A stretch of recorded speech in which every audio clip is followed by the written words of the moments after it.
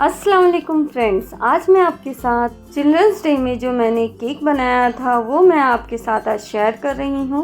तो वीडियो का एंड तक ज़रूर देखिएगा और अगर आपको मेरा बनाया हुआ केक अच्छा लगा हो तो इसे सब्सक्राइब करे बिना मत जाइएगा। तो यहाँ पर मैंने केक बनाने के लिए 2 अंडे लिए हैं। अगर आप वेजिटेरियन हैं तो आप अंडे की जगह आधा कप दही डालिएगा। अब इसमें 5 से 6 ड्रॉप्स वनीला एसेंस डालेंगे। अब मैंने एक स्टील का बाउल लिया है तो पौना कप पिसी हुई शक्कर डालेंगे। मैं आपको एक ही बाउल से सारे मेजरमेंट बताऊंगी। अब 5 मिनट तक इन सबको अच्छी तरह से विस्क कर लेंगे। अगर आपके पास मशीन ना हो तो कोई बात नहीं, आप हैंड विस्कर से भी कर सकते हैं। बस 5 से 10 मिनट लगेंगे। मैंने भी केक बनाने का कोई कोर्स नहीं किया है, बस यूं ही देखते देखते मैंने सीखा है। अल्हम्दुलिल्लाह अब 2-3 साल से मैं घर में ही केक बनाती हूँ। अब उसी बाउल से 1 बाउल भरकर मैदा लेंगे। बस ये एक चीज़ बहुत ज़रूरी है कि मैदे को हमें छान कर लेना है। मैदे को हम इसलिए छानते हैं ताकि इसमें कोई भी लम्स ना बने। अब यहाँ पर मैं एक खाने वाला चम्मच ले रही हूँ तो इसी चम्मच से 1/4 स्पून नमक डालेंगे। अब सेम बाउल से 1/4 बाउल दूध डालेंगे और 3 से 4 टेबल स्पून रिफाइंड ऑयल डालेंगे जो हम खाने में यूज़ करते हैं। ये 1/4 बाउल से भी कम ऑयल है। अब इन सारी चीज़ों को अच्छी तरह से मिक्स कर लेंगे। पहले इसे हैंड से ही विस्क करेंगे वरना पाउडर सब बाहर उड़ेगा। जब मैंने केक बनाना स्टार्ट किया था तो 3 से 4 मरतबा मेरे केक ख़राब भी हुए थे, लेकिन उसके बाद अल्हम्दुलिल्लाह सारे केक बहुत ही अच्छे बने। बस इसे बनाने के लिए सही मेजरमेंट और थोड़ी सी टिप्स एंड ट्रिक्स चाहिए होती है। अब उसी चम्मच से पौना चम्मच यानी 1/3 स्पून बेकिंग पाउडर डालेंगे। मैं घर में बार बार केक बनाती हूँ इसीलिए मैंने बड़ा डब्बा ले लिया है। मार्केट में आपको छोटे पैकेट में भी मिल जाएगा, आप चाहे तो कोई और ब्रांड का भी ले सकते हो।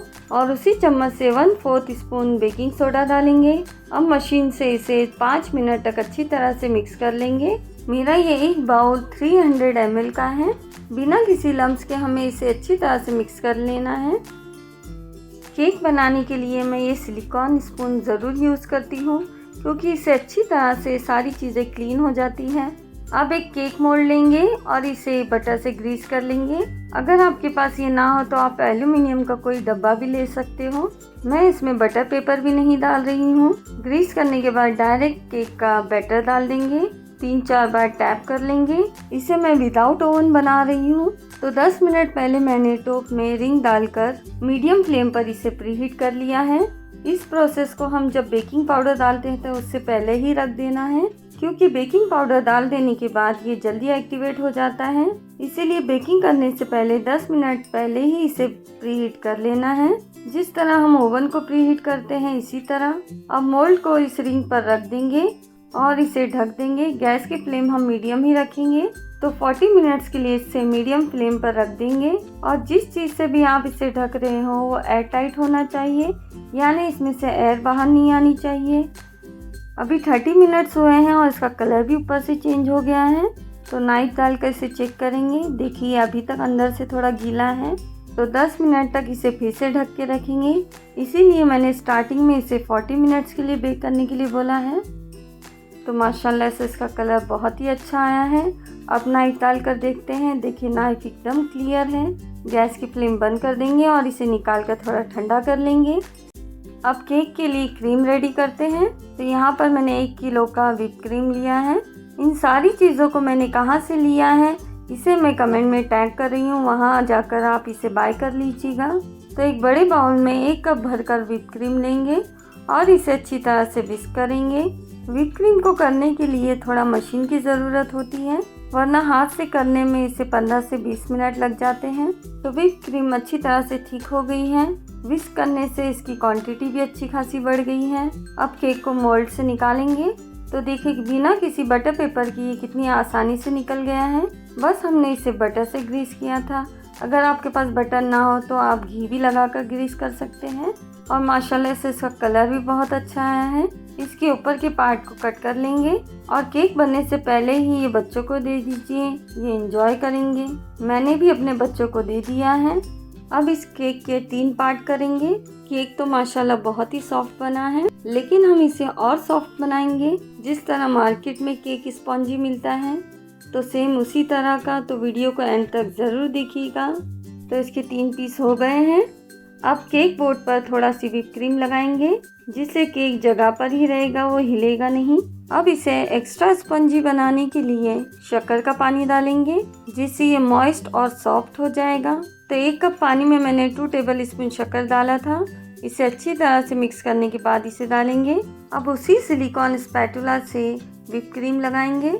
केक बनाते वक्त ये चम्मच मुझे बहुत ही हेल्प करता है। सेंटर में मैं थोड़ा सी क्रीम हटाना भूल गई थी, तो इसे थोड़ा सी हटा देंगे। तो 1 इंच की क्रीम मैंने अच्छी तरह से स्प्रेड कर ली है और बीच में से थोड़ा निकाल लिया है। सेंटर में डालने के लिए मैंने चॉकलेट सिरप बना लिया था, यानी डार्क चॉकलेट में थोड़ा दूध और पानी डालकर इसे गर्म करके पिघला लिया है। अब ये रूम टेम्परेचर पर है, तो इसे डालेंगे। इसे मैंने थोड़ा लिक्विड ही रखा है, ताकि ये चॉकलेट सिरप केक को भी अच्छी तरह से ऑब्जॉर्व कर ले। अब सेकेंड वाला पीस रखेंगे, इस पर भी शुगर सिरप डालेंगे। मार्केट में मिलने वाले केक इसी तरह से शुगर सिरप डालकर मॉइस्ट कर देते हैं, जिससे हमें बहुत ही सॉफ्ट और स्पंजी लगते हैं। इस पर भी व्हिप क्रीम लगाएंगे और सेम प्रोसेस जो हमने फर्स्ट में किया था, सेम इसी तरह सेकेंड और थर्ड में करेंगे। यानी पहले शक्कर का पानी, फिर व्हिप क्रीम और सेंटर में चॉकलेट सिरप। अब इस चॉकलेट सिरप के ऊपर व्हिप क्रीम से इसे अच्छी तरह से सेट कर देंगे। अब केक को व्हिप क्रीम से सभी साइड से अच्छी तरह से कवर कर लेंगे। अब ये सारी चीज़ें तो सभी के पास अवेलेबल नहीं होती हैं, तो किसी भी शार्प चीज़ लेकर इसे अच्छी तरह से क्लीन कर लीजिए। कोई प्लास्टिक पैलेट भी लेकर इसे अच्छी तरह से क्लीन कर सकते हैं। हम सभी ही किचन क्वीन हैं, तो हम तो किसी भी तरह अपना काम निकाल ही लेते हैं। अब इस पर कुछ ड्रॉप लेवेंडर कलर के डालेंगे। अब इसे हल्के हाथ से सभी साइड से स्प्रेड करेंगे। ये अभी डार्क दिख रहा है, लेकिन हमें इसे इसी तरह स्प्रेड करते जाएंगे तो ये लाइट हो जाएगा।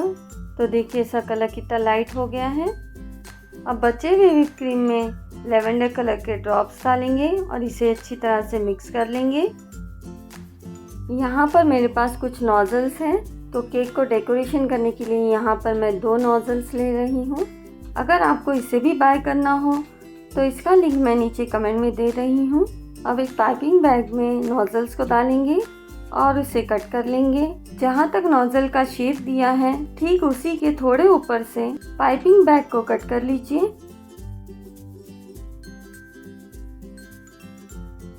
अब इस पाइपिंग बैग को एक ग्लास के अंदर डालेंगे। प्लास्टिक को ग्लास के अंदर अच्छी तरह से सेट करेंगे और व्हिप क्रीम को इसमें डालेंगे। अब ग्लास से इसे निकालेंगे और हल्के हाथ से इसे प्रेस करेंगे। अब केक के ऊपर इससे डिज़ाइन बनाएंगे। इस नोजल से और भी बहुत सारी डिज़ाइन बनती हैं। इंशाल्लाह फिर कभी मैं आपको इससे और भी डिज़ाइन बताऊंगी। फिलहाल तो मैंने इसे सिंपल सी डिज़ाइन दी है। लाइट लेवेंडर केक पर मैंने ये डार्क लेवेंडर फ्लावर बनाए हैं, मुझे बहुत ही अच्छे लगे थे। अब एक छोटा नोजल लेंगे और इसमें जितना भी बचा हुआ व्हिप क्रीम है डालेंगे। अब छोटे नोजल से इसके बॉर्डर पर डिज़ाइन बनाएंगे। केक बनाते वक्त मुझे सबसे अच्छा पार्ट इसमें इसे डेकोरेशन करना लगता है। अब मेरे पास सिल्वर राउंड स्प्रिंकल थे, तो इसे भी एक एक फ्लावर के ऊपर रख देंगे। मैंने यहाँ केक बनाने के लिए कुछ भी बाहर से नहीं लाया है। ऑलरेडी मेरे पास जो भी था मैंने उसी से केक बनाया है। सिर्फ और सिर्फ कुछ चॉकलेट्स मंगाए हैं इसे डेकोरेशन करने के लिए। बाकी जो भी मेरे पास घर में था मैंने वही यूज़ किया है। अब चिल्ड्रंस डे का केक था, तो बच्चों की फेवरेट चीज़ें तो बनती थी, तो इसीलिए मैंने सोचा क्यों ना इसे चॉकलेट से ही डेकोरेट किया जाए। तो सेंटर में मैंने कुछ जेम्स डाल दिए और कुछ चॉकलेट्स भी मंगा लिए थे। तो आज के केक के लिए मेरे पास यही टॉपिंग्स थे। तो सारे चॉकलेट को मैंने इस तरह से केक पर रख दिया। तो मेरा केक रेडी हो गया है। आप भी इसे ट्राई कर सकते हैं और अपने बच्चों को इस तरह से सरप्राइज दे सकते हैं, जिस तरह मैंने चिल्ड्रंस डे में दिया था। आपने तो वो मेरा व्लॉग देखा ही होगा। तो आपको मेरा केक बनाया हुआ कैसा लगा इसे कमेंट में ज़रूर बताइएगा। वीडियो को ज़रूर लाइक और सब्सक्राइब भी कीजिएगा। तो फिर मिलते हैं नेक्स्ट व्लॉग में। अल्लाह हाफिज़।